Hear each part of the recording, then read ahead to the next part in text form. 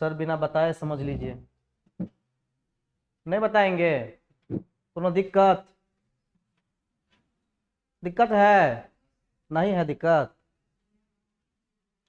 चलिए तो 5 मिनट के अंदर हम रिवाइज करवा देते हैं कल का टॉपिक्स, ठीक है? आप लोग सुनते रहिएगा सिर्फ। कल के क्लास में हम लोग सेल थ्योरी के बारे में पढ़े थे। किसके बारे में? Cell theory. सेल थ्योरी मतलब होता है कि सेल के बारे में कौन कौन साइंटिस्ट ने क्या क्या बताया। कि सेल जो होता है वो सेल से मिलकर क्या बनता है, ठीक है? प्लांट सेल में जो आउटर मेम्ब्रेन होता है, जो सबसे बाहर का लेयर होता है, परत होता है, उसको क्या कहते हैं, ठीक है? इसके बाद जो सेल होता है वो लाइफ का एसेंशियल फंक्शन, जितने भी काम होता है वो कौन करवाता है? सेल करवाता है। तो इसके लिए हम लोग सेल थ्योरी पढ़े। जिस सेल थ्योरी को दिया था 2 साइंटिस्ट ने मिलकर, उसका नाम था मैथ्यूस लाइडेन और थियोडर स्वान। मैथ्यूस लाइडेन और थियोडर स्वान दोनों जर्मन का है, ठीक है? एक बोटेनिस्ट और एक जियोलॉजिस्ट है। मैथ्यूस लाइडेन आपका जर्मन बोटेनिस्ट है, जबकि जो आपका थियोडर स्वान है वो जर्मन जियोलॉजिस्ट है। मैथ्यूस लाइडेन बोटेनिस्ट होने के नाते इन्होंने प्लांट पर स्टडी किया। इन्होंने कहा कि डिफरेंट प्लांट सेल मिलकर, मतलब प्लांट सेल जो होता है वो मिलकर टिश्यू बनाता है। क्या बनाता है? टिश्यू बनाता है, पहली बात। दूसरी बात उन्होंने कहा कि प्लांट सेल में सेल वाल पाया जाता है। क्या पाया जाता है? Cell wall. इसीलिए सेल वाल जो है वो यूनिक फीचर है प्लांट सेल का, ठीक? 2 बातें इन्होंने कहा। अब 2 बातें कहेगा थियोडर स्वान। इन्होंने क्या बोला? इन्होंने ये बोला कि जितने भी लिविंग ऑर्गेनिजम्स है वो बना होता है सेल और उसके प्रोडक्ट से। किससे? सेल और उसके प्रोडक्ट से। कहने का ये मतलब है कि एक सेल से भी बना हो सकता है और एक से ज्यादा सेल से भी बना हो सकता है। अगर एक सेल से बना है तो उसको क्या कहेंगे? यूनिसेलुलर। और एक से ज्यादा सेल से बना है तो उसको क्या कहेंगे? मल्टीसेलुलर। समझ रहे हैं? Unicellular, multicellular. जिसको एक कोशिकीय आप कहते हैं और उसको बहुकोशिकीय कहते हैं। आ रहा समझ में? एक सेल से बना होगा उसको क्या कहेंगे? यूनिसेलर। और एक से ज्यादा सेल से बना उसको। चलिए, इसके बाद दूसरी बात उन्होंने कहा कि जो एनिमल सेल का आउटर मेम्ब्रेन होता है, एक आउटर मेम्ब्रेन प्रेजेंट होता है, बाहर का मेम्ब्रेन प्रेजेंट होता है एनिमल सेल के चारों ओर, उसको कहते हैं सेल मेम्ब्रेन। क्या कहते हैं? Cell membrane. अब ये दोनों तो इतनी सारी बातें बता दी, 4 बातें, लेकिन इन्होंने ये नहीं बताया कि जो नया सेल आ रहा है वो एक्चुअली में आ कहां से रहा है। जो नया सेल बन रहा है, मान लेते हैं कि 1 से 2 सेल बन रहा है, क्योंकि जब हम जाइगोट कंडीशन में थे तब तो हम 1 सेल थे, लेकिन जब हम बड़े हुए तो हम लोगों में बहुत सारा सेल हो गया। नहीं, हम लोगों में 10⁻14 ट्रिलियन सेल हो गया। आखिर ये सेल आया कहां से? The question is arise from here.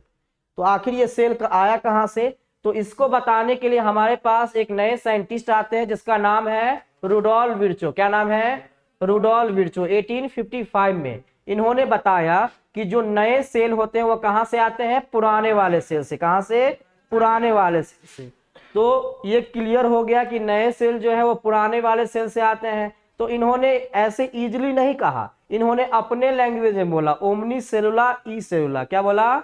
Omni cellula e सेलुला। इसका मतलब होता है अपने लोग के लैंग्वेज में कि नए सेल जो है वो पुराने वाले सेल से आता है, और उसके लैंग्वेज में इसी को कहेंगे ओमनी सेलुला ई सेलुला। तो ये स्टेटमेंट देके क्वेश्चन पूछता है कि omnis cellula e cellula was formulated by and was given by, तो रुडोल्फ विर्चो, ठीक है? या ऑल जो नए सेल होते हैं वो किससे आते हैं?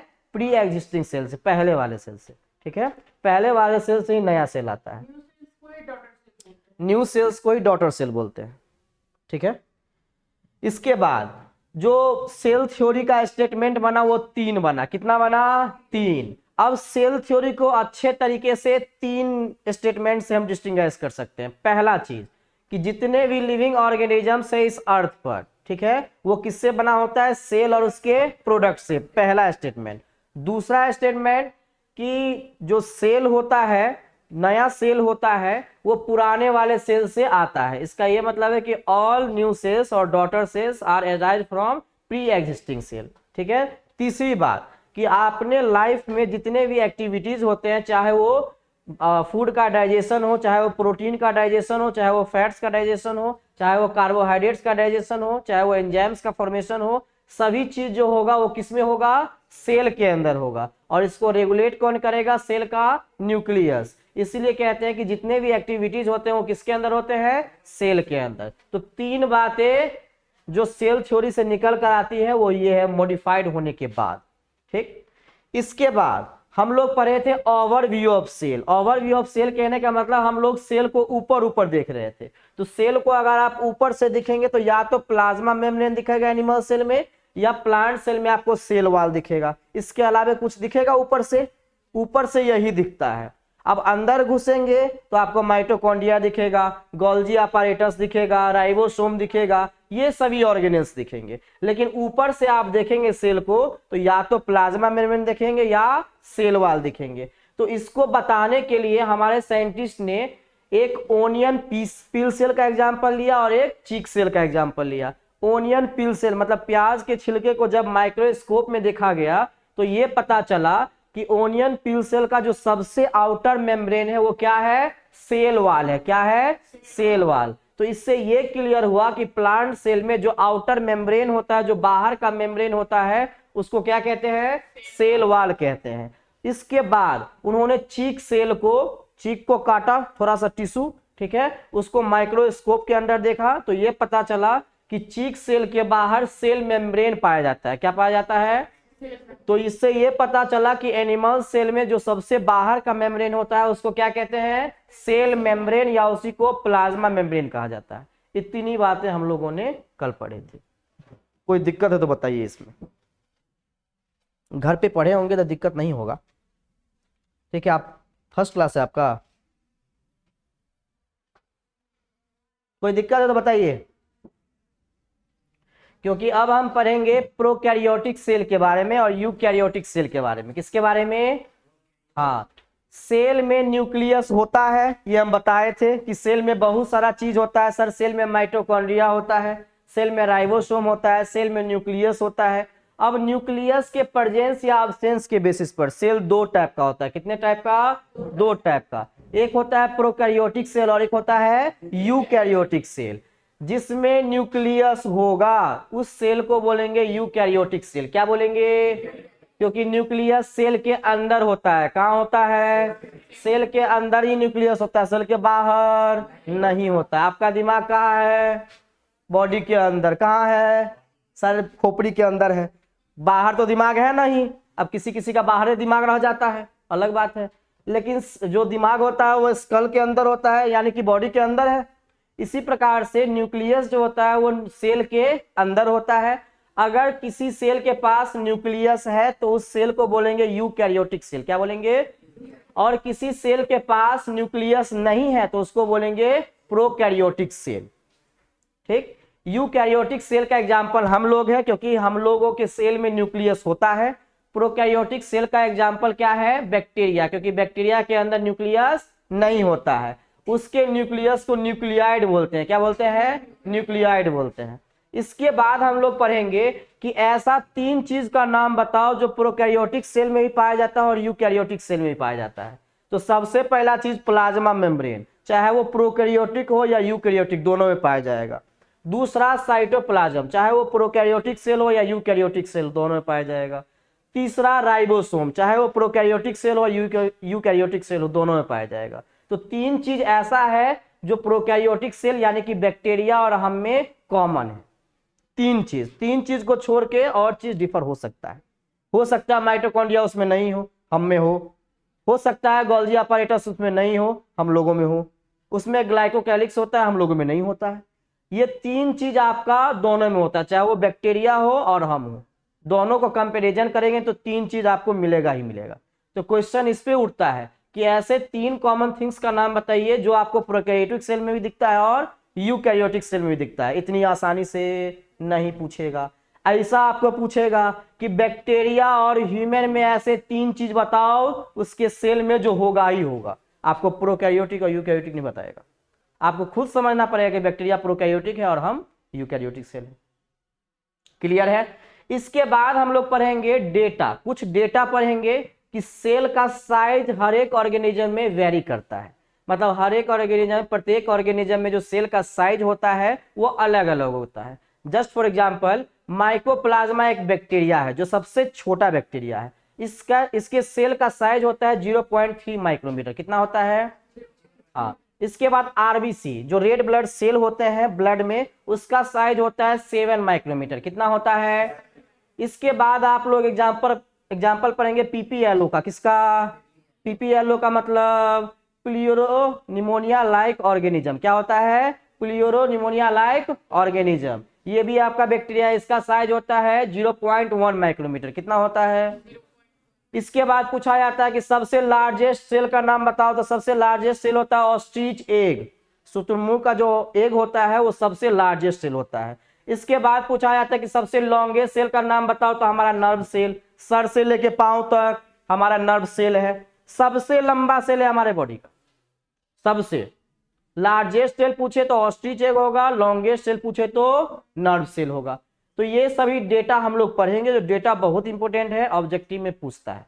ठीक है, ये तो पढ़ेंगे। इससे पीछे जितना भी हम बताएं कल के क्लास का, इसमें किसी को प्रॉब्लम है तो बताइए। कोनो प्रॉब्लम है? नहीं आए थे? काहे नहीं आए थे? मौसम अच्छा नहीं था? काम था? एडमिशन करवा रहे थे? पर्सनल काम था? ओके, चलिए हेडिंग दीजिए प्रोकैरियोटिक सेल।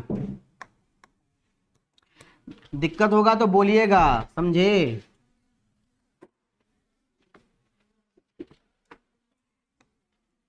ऐसे जो हम राम कहानी सब बताते रहते हैं, तो कोनो दिक्कत हो तो बोलना।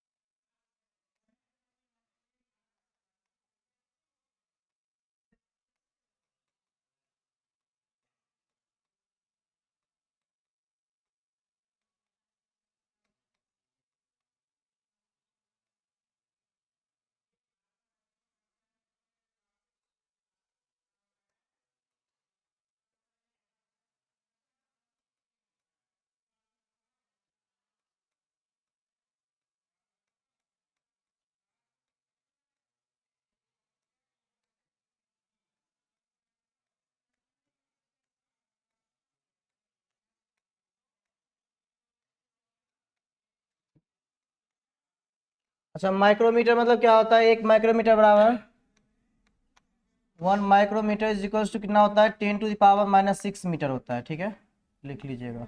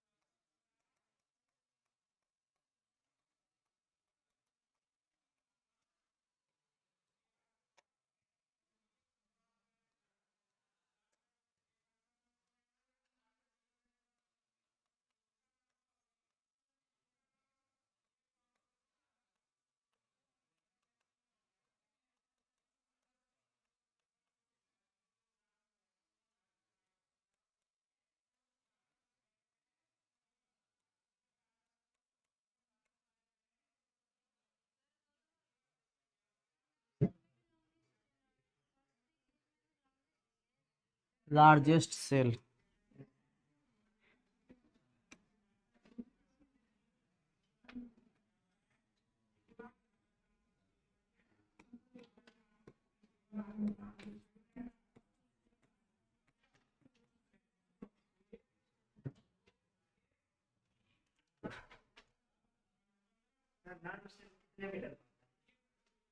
नर्व सेल अप्रोक्सीमेटली 2.4 सर से लेके पांव तक होता है। पूरा बॉडी में नर्व सेल होता है। डीएनए, डीएनए देखा? डीएनए, डीएनए 2.2 मीटर लंबा होता है। सेम उसी टाइप का इतना लंबा सेल होता है। वो पूरा बॉडी में फैला होता है। लेकिन डीएनए को क्या करते हैं? सेल में उसको मतलब फोल्ड करके रखा जाता है। लेकिन ऐसा नर्व सेल के साथ नहीं होता है। नर्व सेल को ऐसे ही फ्रीली दिखा रखा जाता है। उसको बांध के नहीं रखा जाता है।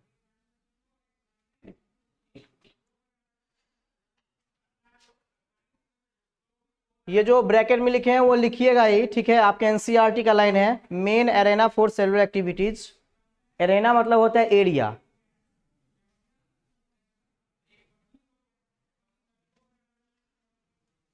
समझ में आ रहा है? थोड़ा थोड़ा। ओके, थोड़ा थोड़ा ही समझिए। अभी 10th से डायरेक्ट 11th में आया है ना, तो थोड़ा थोड़ा ही समझ में आएगा।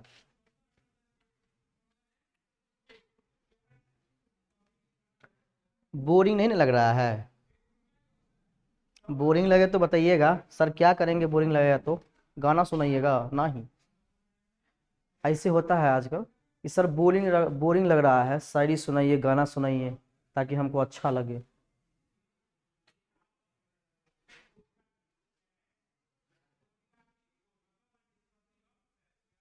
आज स्टूडेंट सब अब्सेंट है, हिंदी मीडियम में भी बहुत कम है।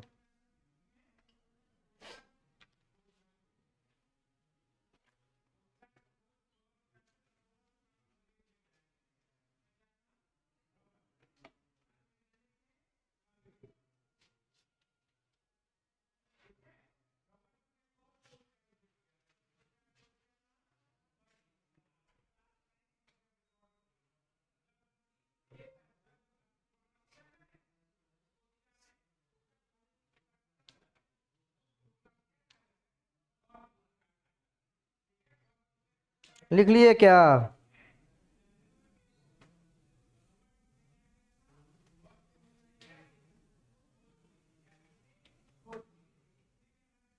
लिख लिए? थोड़ा रुक जाए, हम तो रुके ही हुए हैं बहुत देर से।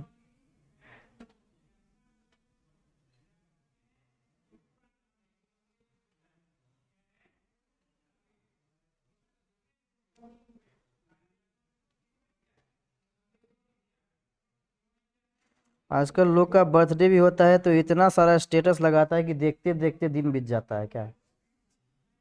इतना सारा स्टेटस लगाएगा, इतना ज्यादा लगाएगा, मतलब देखते जाओ खत्म नहीं होगा, देखते जाओ सही। कौन विश किया, कौन नहीं विश किया, दादा दादी नाना नानी सबका स्टेट, मतलब सबका ये लगाएगा mention.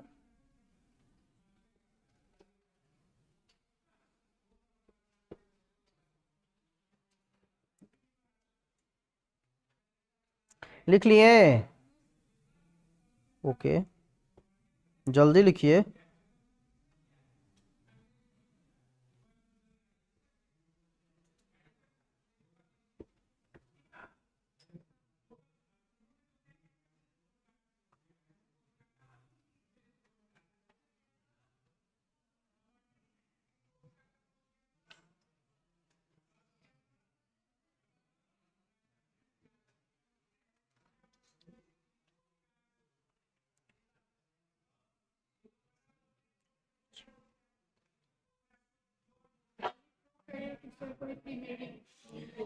Ji, primitive type of cell कहा जाता है क्योंकि सबसे पहले अर्थ पे प्रोकैरियोटिक ऑर्गेनिज्म ही आया था, बैक्टीरिया ही आया था, इसीलिए इसको प्रिमिटिव टाइप ऑफ सेल बोला जाता है। प्रिमिटिव मतलब सबसे पहले, तो सबसे पहले बैक्टीरिया ही इस अर्थ पे आया था, हम लोग नहीं थे। हम लोग तो बाद में आए, हम लोग नहीं आए, पहले बंदर आया, उसके बाद हम लोग उसमें मॉडिफाई होकर आदमी बन गए। लिख लिए? No sir. ओके,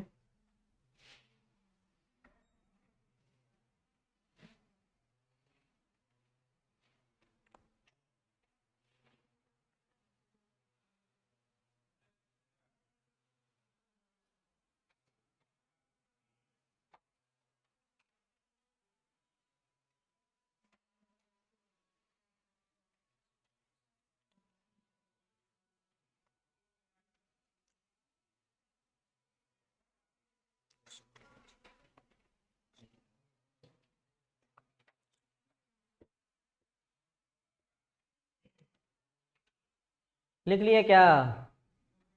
और टाइम लगेगा?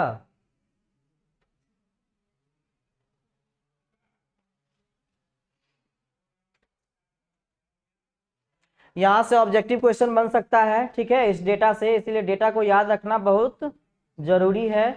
डेटा को इग्नोर नहीं करेंगे, समझे।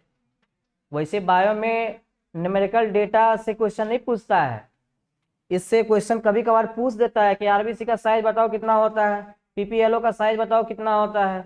अब पीपीएलओ में प्लूरोलिमोनिया लाइक ऑर्गेनिज्म दे देगा, आपको मालूम नहीं रहेगा कि दिस इज कॉल्ड पीपीएलओ, तो फिर दिक्कत होगा, समझे। इसीलिए शॉर्ट फॉर्म के साथ उसका जो है फुल फॉर्म वो लिख दिए हैं ताकि दिक्कत ना हो। एनसीईआरटी में दिया है क्या ये सब? दिया होगा, लाइन में दिया होगा, ठीक है।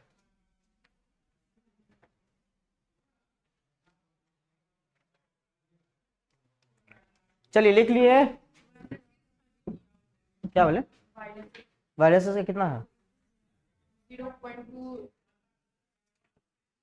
0.2 माइक्रोमीटर।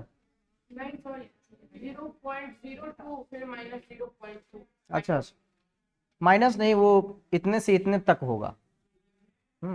ठीक है, 0.2 से 0.02 होगा। ठीक है,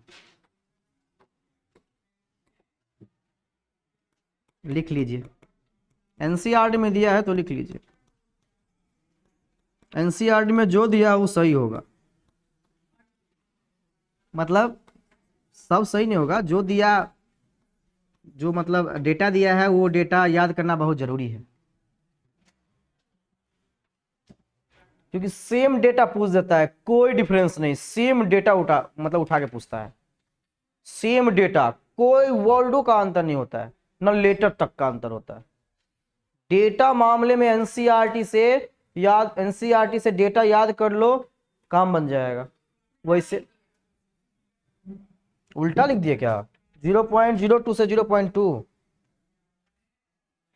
ऐसा होगा क्या? ठीक से देखिए ना। ओके,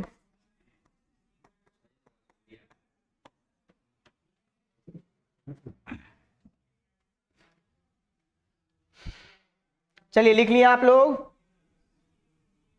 नहीं लिखे क्या?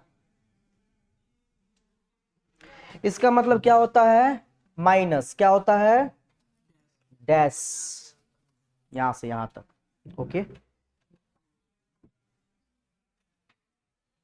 चलिए लिख लिए। बताएं हम अपना कहानी, मतलब सेल का कहानी। चलिए, हम लोग सेल का दो टाइप्स पढ़ रहे हैं। कितने टाइप्स? दो टाइप्स। इससे पहले हम लोग पढ़े थे कि यूनिसेलुलर ऑर्गेनिज्म होता है और मल्टीसेलुलर ऑर्गेनिज्म होता है। यूनिसेलुलर ऑर्गेनिज्म मतलब होता है कि एक ऐसा सेल होगा जो किसी ऑर्गेनिज्म में वो एक ही होगा, सिंगल सेल होगा, उसको बोलेंगे यूनिसेलुलर। तो वो था नंबर ऑफ सेल के बेसिस पर कितने टाइप्स के ऑर्गेनिज्म होते हैं।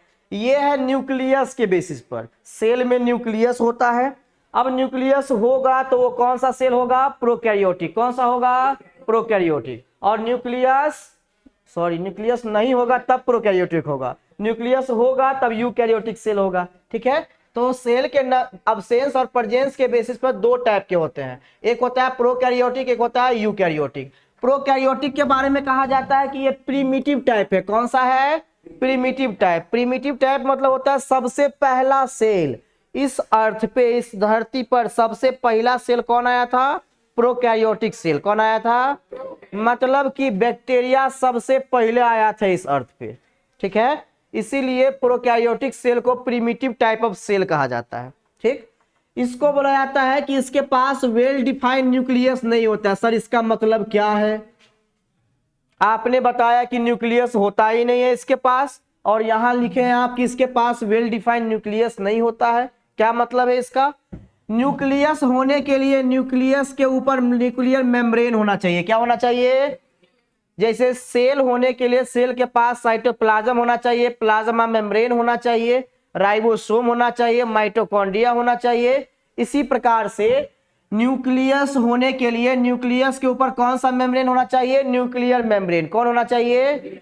अगर किसी न्यूक्लियस के ऊपर न्यूक्लियर मेम्ब्रेन नहीं है तो वो न्यूक्लियस अच्छा वाला नहीं है, ट्रू न्यूक्लियस नहीं है, वो झूठा न्यूक्लियस है। इसको बोलते हैं स्यूडो न्यूक्लियस। क्या बोलते हैं?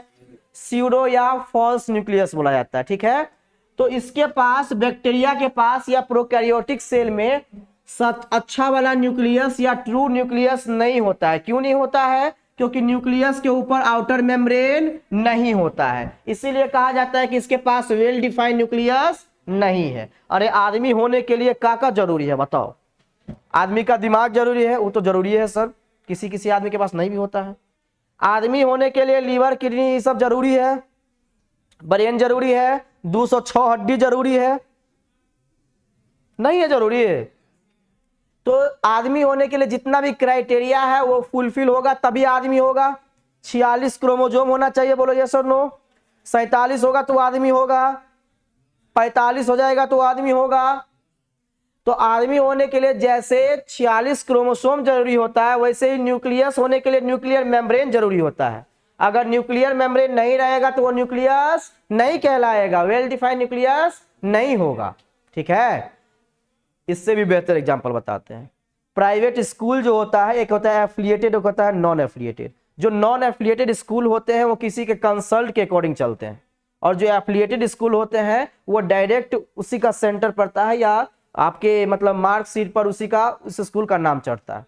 जो एफिलिएटेड नहीं होते सीबीएसई से, दिल्ली से, तो उसको क्या बोलते हैं कि नॉन एफिलिएटेड है, सिर्फ प्राइवेट स्कूल के नाम से या उतने एरिया में जानते हैं। वो वेल डिफाइंड स्कूल है क्या? नहीं है, क्योंकि वो सीबीएसई से डायरेक्ट जुड़ा हुआ नहीं है।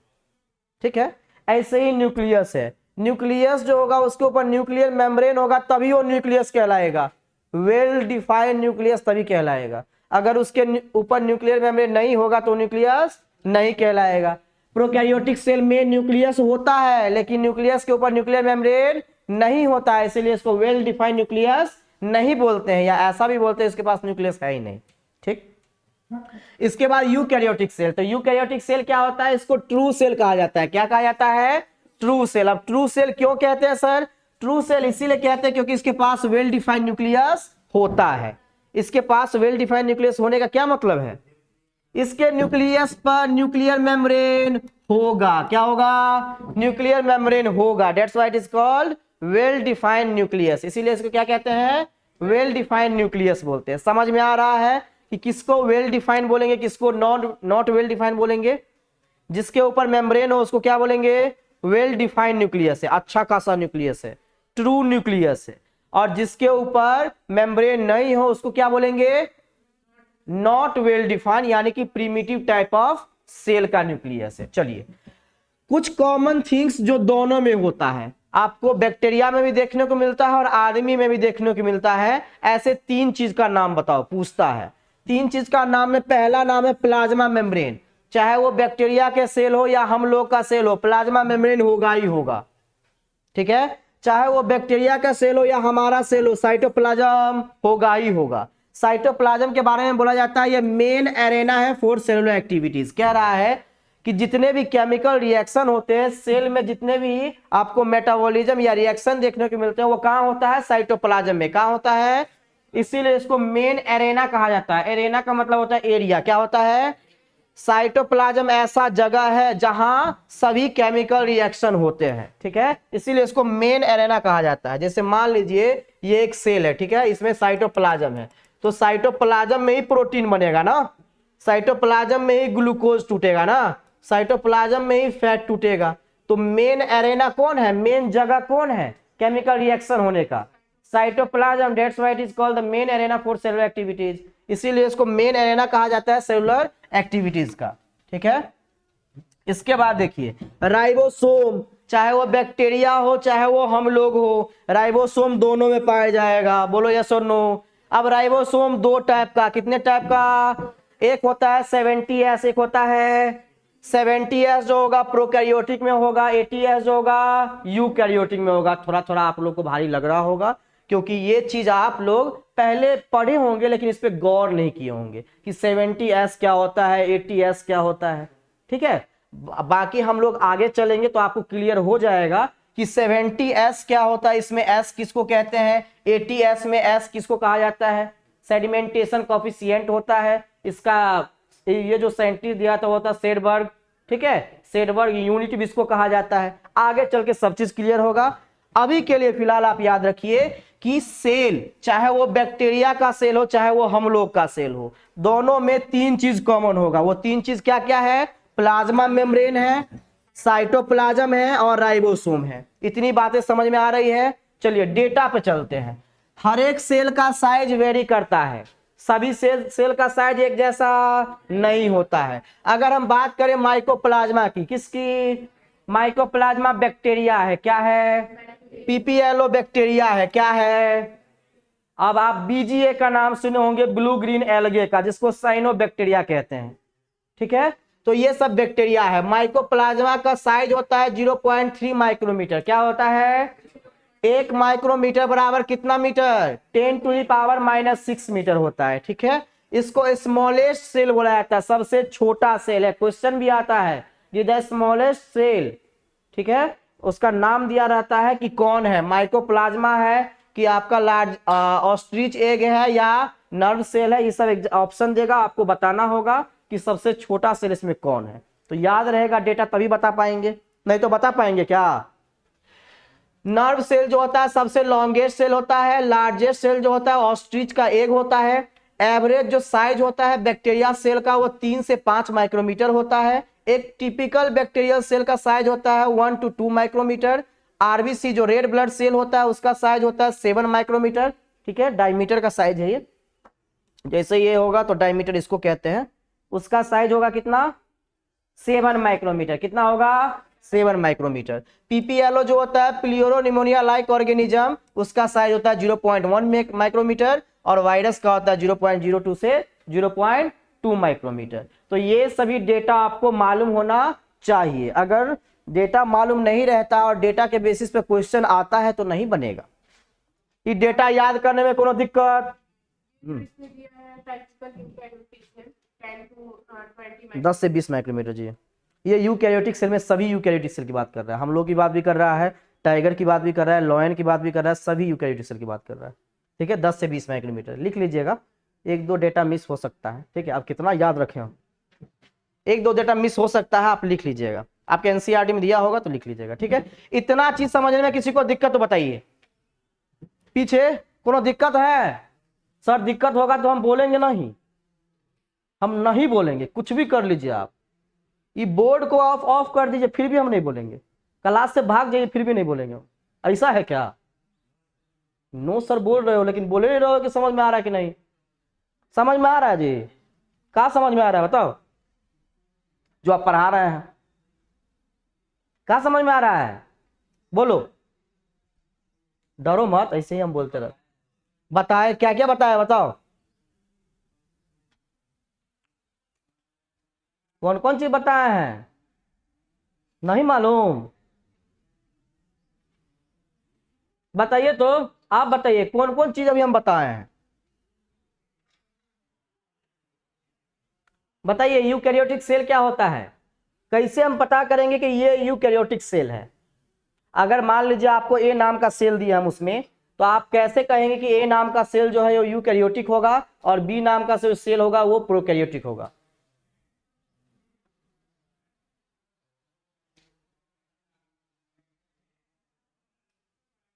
बताइए तो, कैसे पता करेंगे कि कोई सेल प्रोकैरियोटिक है या यूकैरियोटिक है।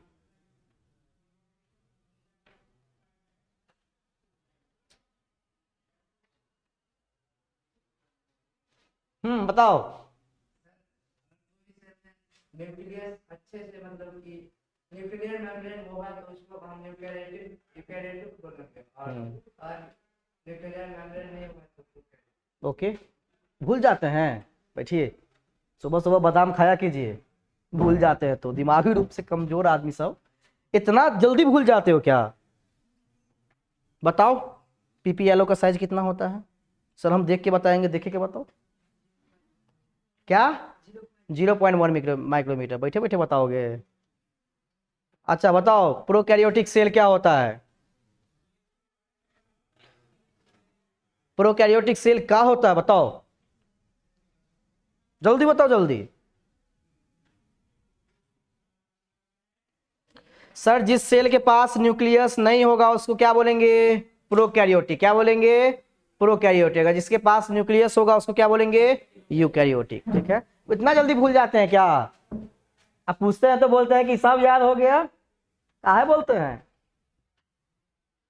अरे नहीं मतलब समझ में आता है तो 2-3 बार पूछ लिया कीजिए, हम कोनो मारते पीटते थोड़ी हैं, पनिशमेंट देते हैं क्या, ये इससे नहीं पूछते हो, डरो लगता है, डर नहीं ना लगता है। अरे भाई 1.5 साल में हम एक बार डंडा नहीं चलाए, मतलब 1-2 बार चलाए हैं, 1-2 बार से ज्यादा हम डंडा चलेबे नहीं किए हैं।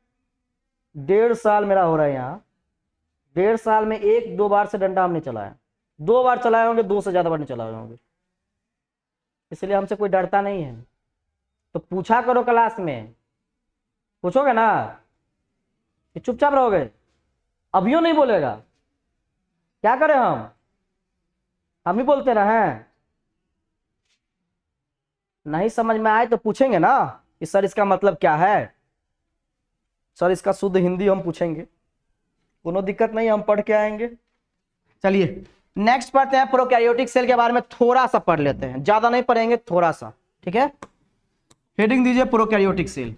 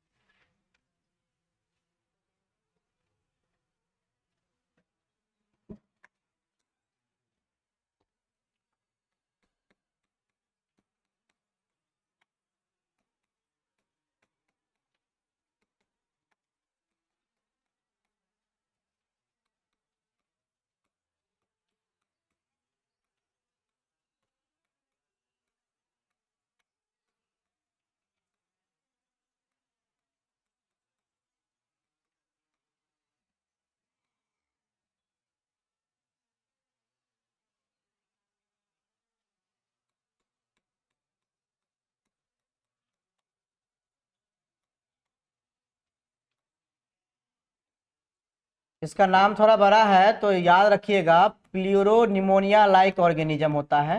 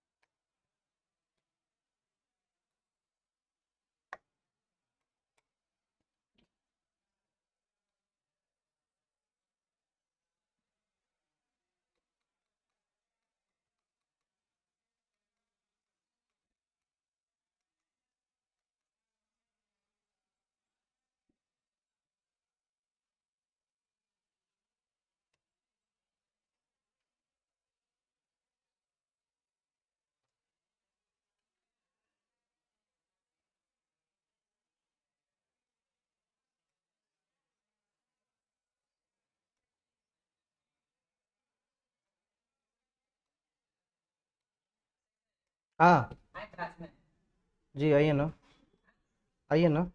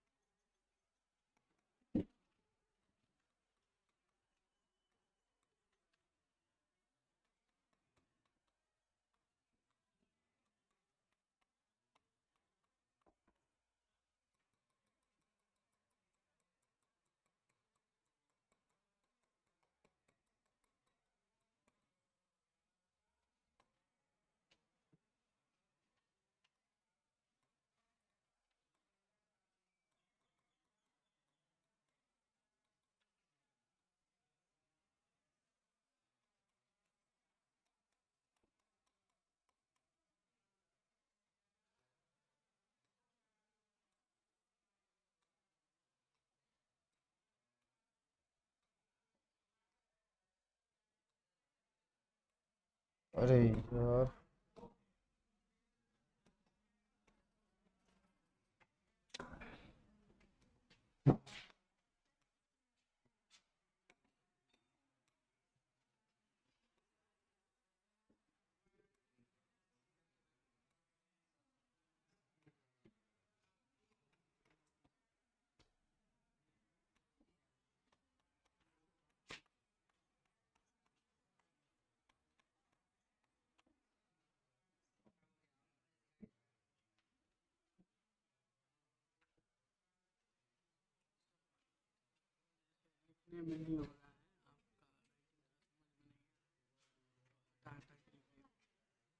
कौन सा साइनोबैक्टीरिया है? CYANOBACTERIA, pleuro like organism. आप हमसे पूछ लीजिएगा। PLEUROPNEUMONIA, ठीक है, LIKEORGANISM। पहली पहली बार पढ़ रहे हैं ना इस सब का नाम, इसीलिए आपको थोड़ा ये लग रहा है।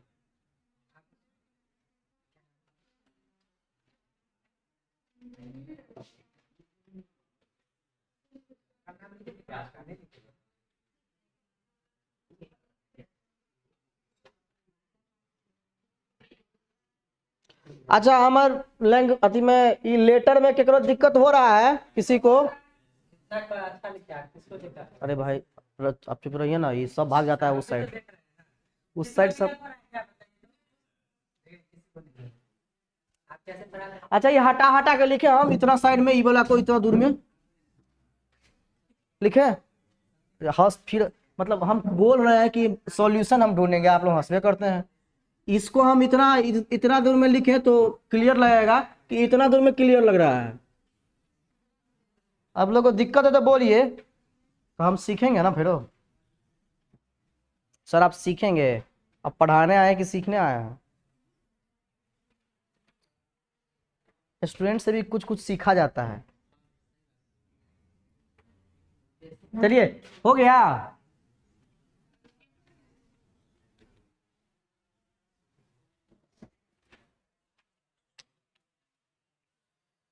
कल जितना चीज बोले थे सब रिकॉर्ड हो गया था इसमें। कृष्णा जी, कल नवीनो सर का बात रिकॉर्ड हो गया था उसमें। हाँ,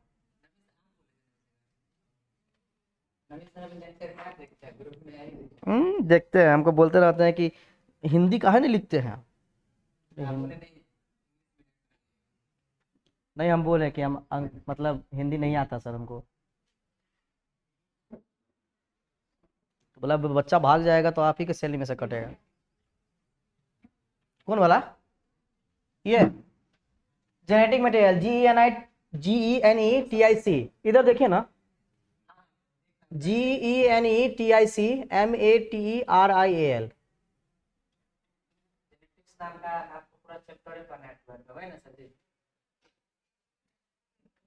क्या चाहते हैं, बायोलॉजी ले लेना चाहते हैं क्या?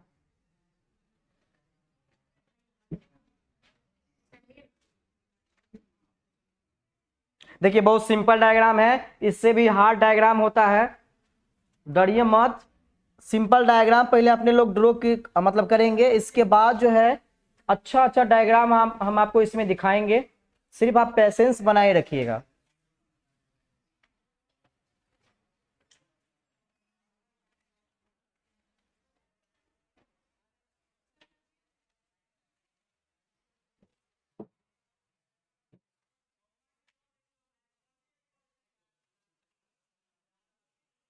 लिखने में दिक्कत हो रहा है, काहे नहीं पूछ लेते हो? इधर इधर काहे नहीं बैठते हो? इधर से टेढ़ा दिखाई देता है, ठीक है। हाँ, नहीं नहीं, वहां वहां वहां बैठोगे ना तो दिखाई देगा। नहीं रे, पीछे से नहीं दिखाई देगा, दिखाई देता है। डायग्राम अच्छे से बनाना है, बायो में डायग्राम का बहुत ज्यादा इंपॉर्टेंस होता है, समझे। डायग्राम नहीं बनाएंगे अच्छे से तो नंबर कट जाता है। ये ऊपर से मैं काहे लिखते हैं, इसके ऊपर नहीं लिखा जाता है, ये सब सीखिए थोड़ा। जो डायग्राम होता है वो एक ही लाइन में मतलब एक ही साइड में लेवलिंग किया जाता है। जैसे ये डायग्राम है ना, तो एक ही साइड लेवलिंग करेंगे, दूसरे साइड नहीं करेंगे या ऊपर नीचे नहीं करेंगे, समझे? ये चीज हम 12th में बताते हैं। बात है कोई सीरियस नहीं रहता है, हम खुद सीरियस नहीं रहते हैं क्या? क्या नहीं, जेनेटिक है, जीन नहीं है वो। अच्छा ये वाला क्रोमोजोम है, क्या है? क्रोमोजोम इसको कहते हैं। थ्रेड लाइक स्ट्रक्चर होता है प्रेजेंट इनसाइड द न्यूक्लियस, ऐसा होता है, ठीक है, धागे की तरह स्ट्रक्चर होता है, इसको क्रोमोजोम बोलते हैं।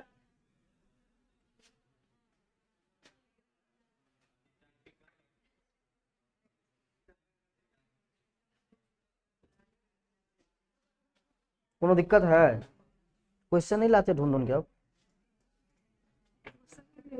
क्वेश्चन ही नहीं मिलता है, क्वेश्चन तो बहुत सारा मिलता है।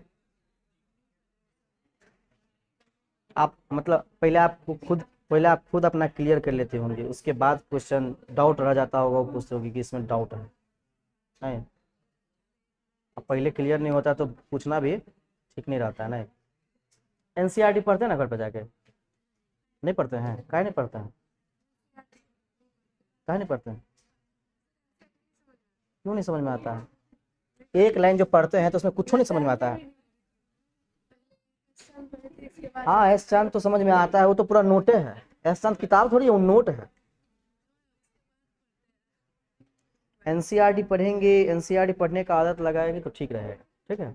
12th में एनसीईआरटी सॉल्व करवाते हैं, एनसीईआरटी टेक्स्ट बुक एग्जाम्पल दोनों सॉल्व करवाते हैं ताकि थोड़ा प्रैक्टिस बने।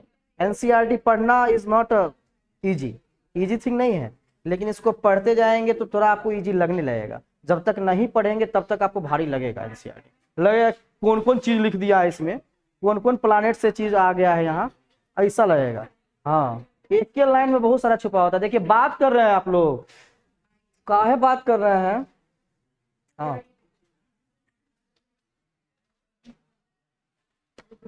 ये बताइए क्या किया था ये? Ramachandran plot, Ramachandran Madras school of इतना हेलिकल स्ट्रक्चर एंड हिज। हाँ पूछा था, पहला क्वेश्चन ही पूछा था ये। Analysis of the allowed conformation of protein through the use of Ramachandran. अच्छा, प्रोटीन के बारे में बताया था, प्रोटीन के बारे में। चलिए हो गया। चलिए देखिए, प्रोकैरियोटिक सेल में कौन कौन से चीज आते हैं, नहीं लिखे हैं? प्रोकैरियोटिक सेल में कौन कौन से ऑर्गेनिज्म आते हैं? देखिए प्रोकैरियोटिक सेल में खाली बैक्टीरिया ही आता है, बैक्टीरिया ही सिर्फ आता है। अब बैक्टीरिया जिसमें आता है उस किंगडम को बोलते हैं मोनेरा। क्या बोलते हैं? मोनेरा। 5 किंगडम होता है, मोनेरा होता है, प्रोटिस्टा होता है, फंजाई होता है, एल्गे होता है, प्लांट होता है, एनिमिलिया होता है। 6 हो गया क्या?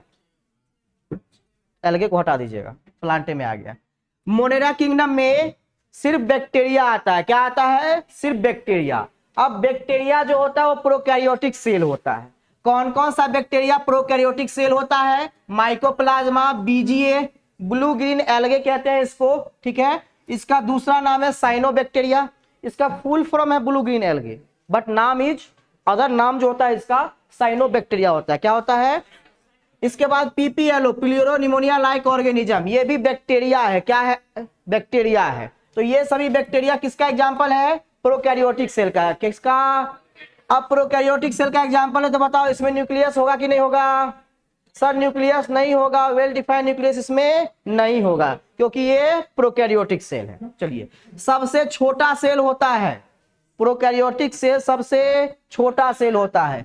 ऑर्गेनाइजेशन जो होता है वो फंडामेंटली सिमिलर होता है।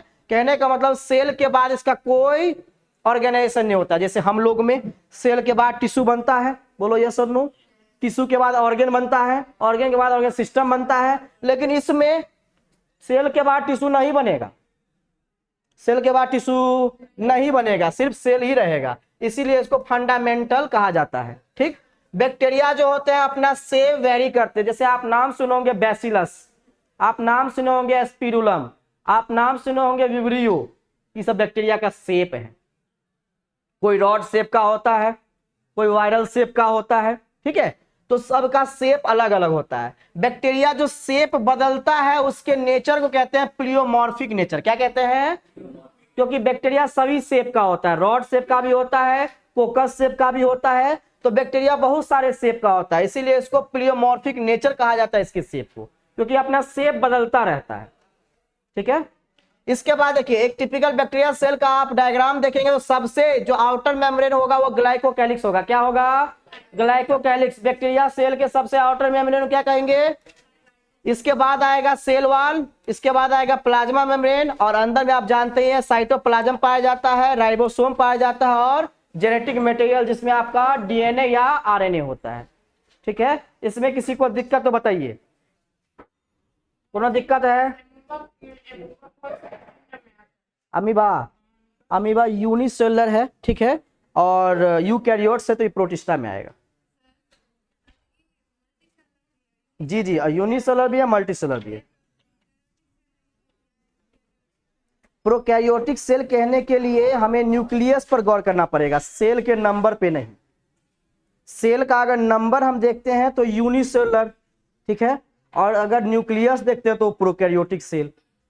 अगर मल्टीसेलुलर है तो कोई दिक्कत नहीं है, मल्टीसेलुलर जो होता है वो यूकैरियोटिक सेल ही होता है मल्टीसेलुलर, प्रोकैरियोटिक मल्टीसेलुलर नहीं होता है। तो यूकैरियोटिक भी हो सकता है, प्रोकैरियोटिक भी हो सकता है। बात ये आता है कि आप यूनिसेलुलर की बात करें कि मल्टीसेलुलर की बात कर रहे हैं। अगर यूनिसेलुलर की बात कर रहे हैं तो वो प्रोकैरियोटिक भी हो सकता है, हालांकि जनरली वो यूकैरियोटिक होता है। ठीक है, समझे? प्रोकैरियोटिक भी हो सकता है, यूकैरियोटिक भी हो सकता है, लेकिन प्रोकैरियोटिक में जनरली बैक्टीरिया ही आते हैं, एल्गे सब नहीं आता है, इसीलिए उसको यूकैरियोटिक में रखते हैं।